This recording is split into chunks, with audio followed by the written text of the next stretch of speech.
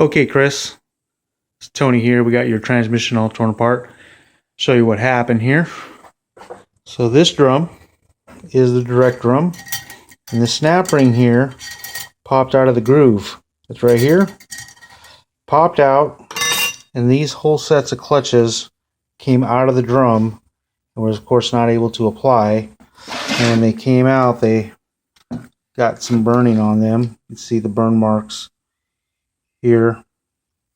See where they're kind of dark and should be brown like this top one here. See if I can get a little closer and get a little. You can see the brown color somewhat. You can see some burning on them though. They got hot. All the way down to this one here. You can see it's kind of brown on one side, black the other side.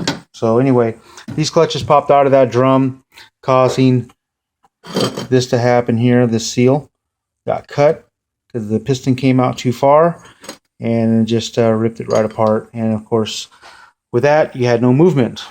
So that's the main issue with your transmission.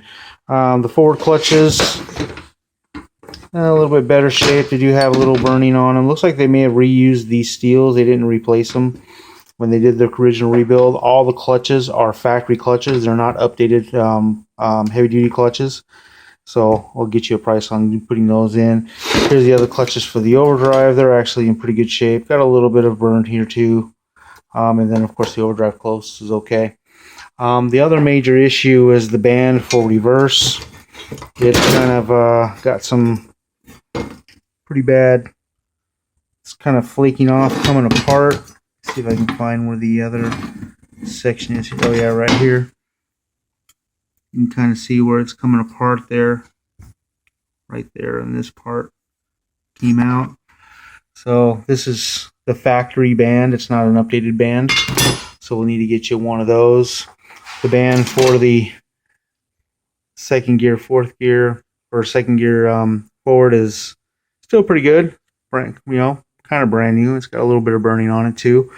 But that's just a standard factory band. So it looks like they just did a factory build, except for the servos. So focus there. We got the servo for the forward clutch, and we got the reverse band servo, or that's the actual forward band servo, reverse band servo. Those are the Sonics updated ones, a lot stronger. But they didn't replace. They did do They did do a shift kit in the valve body, so they did replace some of these valves. Also put some heavier springs in it. That's why I was having such a good shifting, because of the update that was done on it.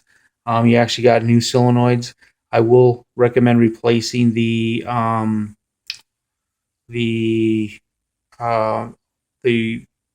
governor pressure solenoid. Those normally, once they get any kind of metal contamination to them, they can be problems down the road.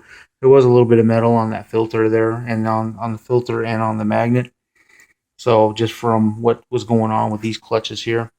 So not going to need the shift kit, not going to need the servos. If we're going to do a performance build, we will need just another band. They don't really make a performance one for this, but we're going to need a new one because this is the original one. Of course, we'll update the Kevlar band there, update the clutches, put the choline steels in it, and everything else looks pretty good. The drum is in good shape.